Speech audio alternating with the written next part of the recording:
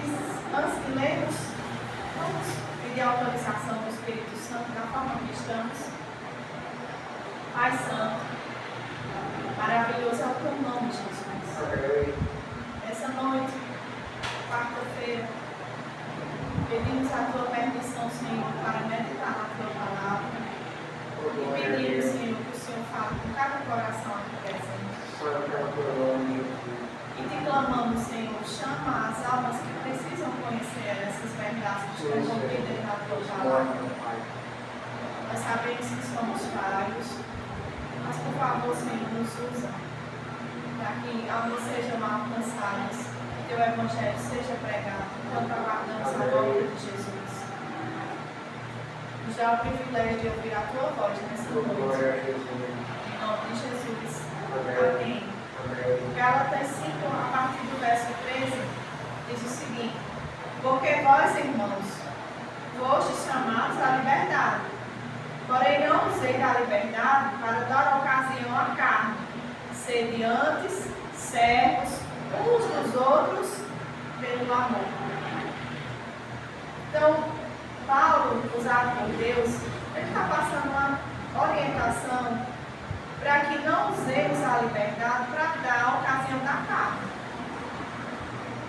O que é a carne?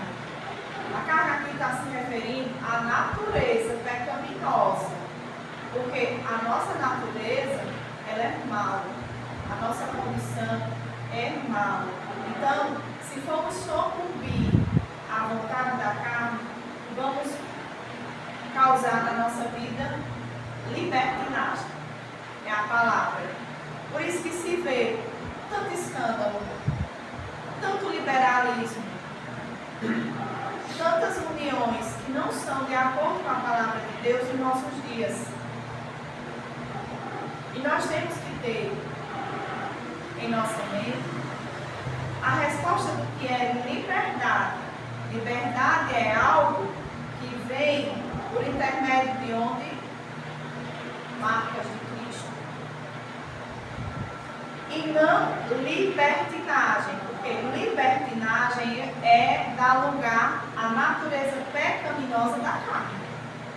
Então há pessoas que acreditam que a liberdade é fazer o que quer, ser inconsequente, agir sem pensar no próximo, porque algo que gostamos de refletir muito lá em casa é que nossas ações, elas refletem a vida daqueles que estão em nosso meio.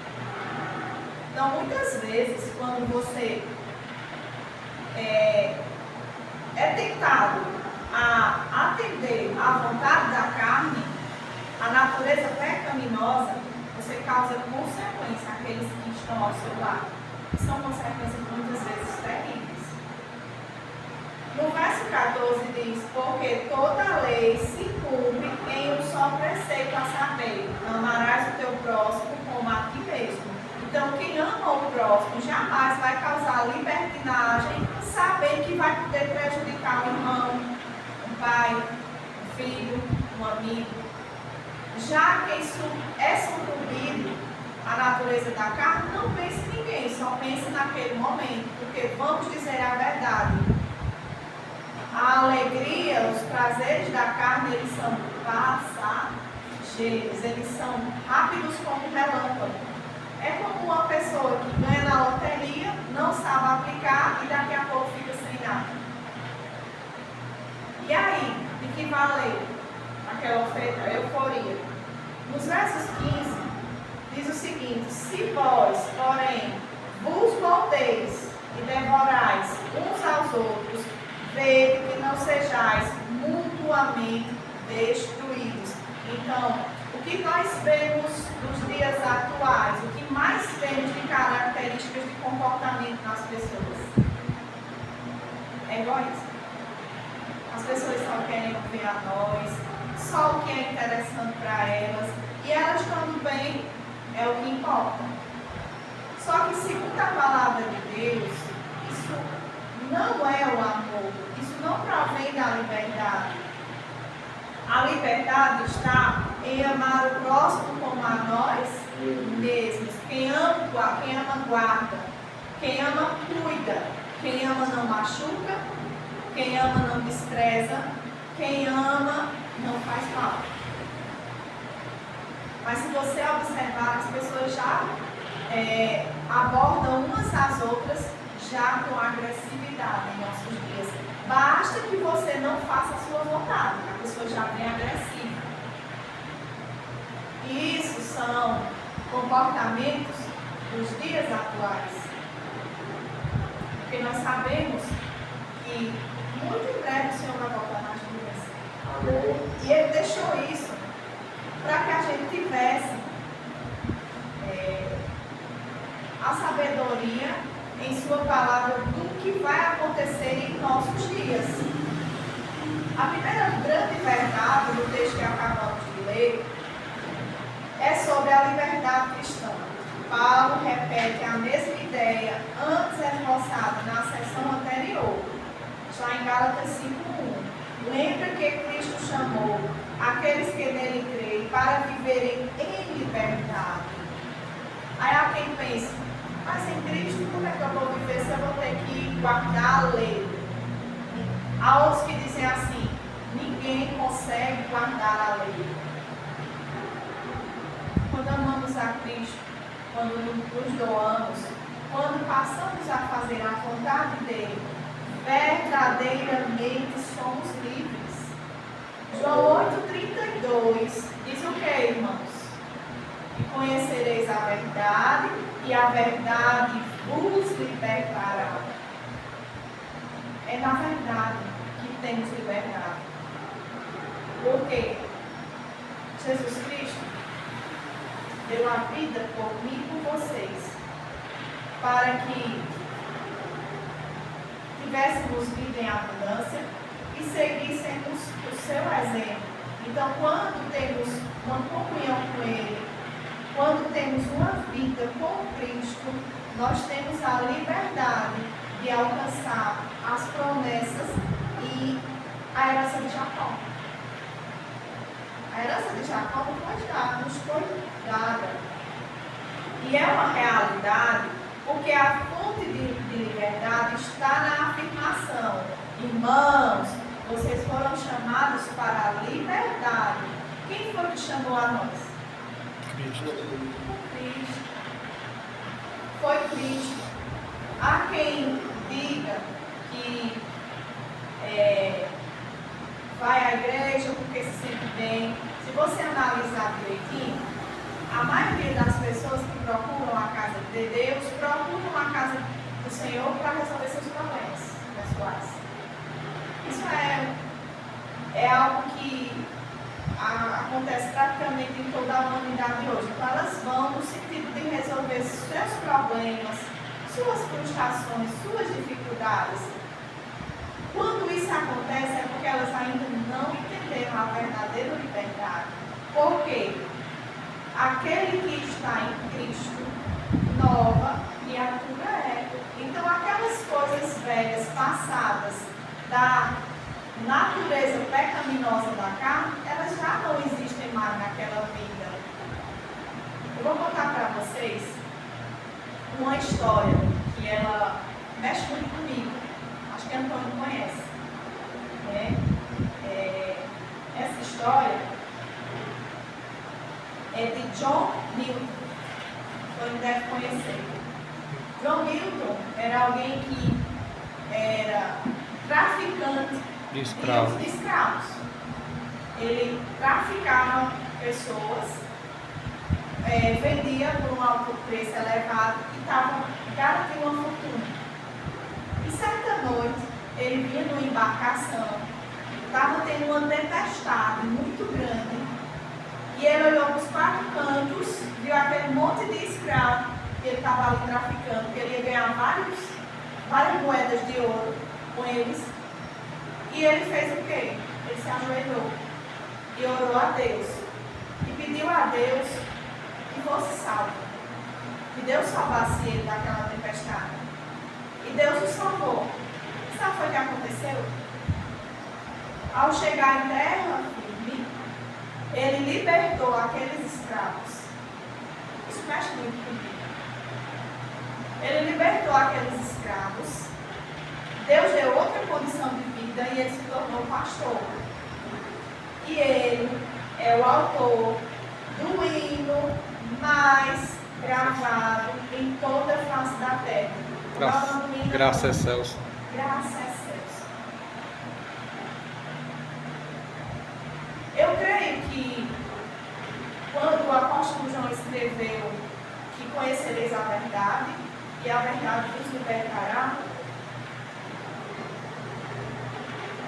eu creio que ele estava usado pelo Espírito Santo, assim como esse homem também foi usado para escrever as palavras dessa canção que desde 1780 é louvada em toda a face da terra. E aí eu digo para vocês, meus irmãos, vale a pena ou não conhecer a verdade? A liberdade de quê? O que é que a verdade vai nos libertar? O que é que nos traga para a destruição, meus irmãos? O pecado. O pecado faz a gente ficar cego. O pecado faz a gente machucar pessoas. O pecado faz a gente sair da presença de Deus. O pecado tira de nós qualquer indício de salvação. Porque a liberdade em Cristo, ela tira a culpa do pecado. Quem pode fazer isso por nós? Só Ele. No início, lá, quando lemos, o apóstolo Paulo também nos leva a crer em Cristo para que fôssemos justificados pela fé mediante Cristo Jesus. Então, não adianta você ter fé em você mesmo. Não adianta você ter fé no seu trabalho. Não adianta você ter fé na poupança que você juntou na vida. Os bens desse pastor aqui estavam ali. Era naqueles escravos. Mas quando ele conheceu a verdade, o que ele fez? Libertou. E a verdade fez o que com ele? Salvou. Restaurou. Talvez ele não tenha tido a condição de vida que ele tinha anteriormente quando traficava os humanos. Mas ele alcançou a graça excelsa. Ele alcançou a graça excelsa. E muitas vezes, meus irmãos, a graça está a isso aqui de distância de nós. Porque nós nos apegamos a coisinhas pequenas que nos acorrentam ao pecado. Eu gostaria muito que todo servo de Deus tivesse acesso a essa mensagem. Eu gostaria muito, porque ela nos liberta da condenação de estar na lei. Eu guardo o sábado, porque eu sou uma boa cristã. Eu devolvo o dízimo, porque eu sou uma boa filha de Deus. Eu dou ofertas. Isso é justiça própria. Isso é justiça própria, não tem validade de nada para Cristo. Você guarda a lei, eu guardo a lei, você é um bom cristão quando você conhece Cristo e a verdade te liberta. Então, por causa de Jesus, você está liberto da condenação que está na lei. Não é por causa de você, é por causa de Jesus. Através de Jesus, a liberdade do castigo eterno. Segundo as Escrituras Sagradas, toda alma que pecar, essa morrerá. Mas em Cristo Jesus, na primeira morte, nós seremos resgatados. Na primeira ressurreição. Perdão. É aquela manhã gloriosa. Será naquele dia que a gente vai olhar para o Oriente, não é isso, então? E ele vai vir nas nuvens. E isso dá conforto para toda a nossa existência. Porque muitas vezes, como somos humanos e falhos, somos tentados a nos perguntar por quê. Quantas vezes a gente pergunta por que determinadas coisas nos acontecem? Por que fizeram isso comigo? Por que eu estou passando por isso?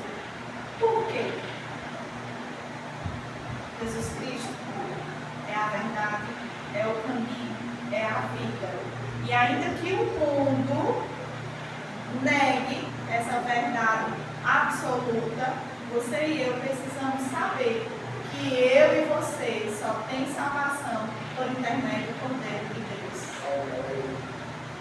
Todas as iniciativas humanas, históricas, para trazer vitória, felicidade para a humanidade, elas só serão contidas única e exclusivamente a partir da entrega ao Senhor e Salvador. É preciso andar lado a lado com Ele. É preciso ter convicção que Jesus nasceu, viveu, morreu, ressuscitou e foi entronizado no altar da glória para que pudéssemos ter novamente acesso a Deus.